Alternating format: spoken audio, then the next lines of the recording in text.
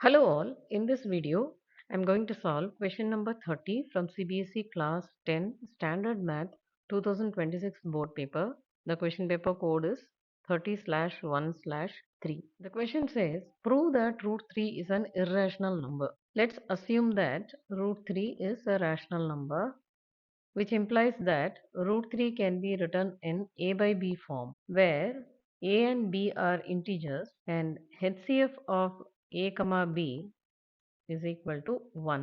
That is, a and b are coprime, which means that there is no other factor other than 1 in common between them.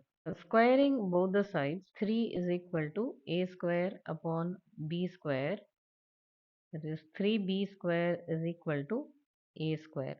Let this be equation 1. So from this we derive that a square is divisible by 3, which implies a is divisible by 3.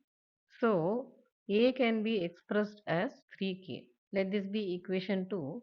Substituting equation 2 in 1, 3b square is equal to, instead of a we write 3k square. That is 3b square is equal to 9k square.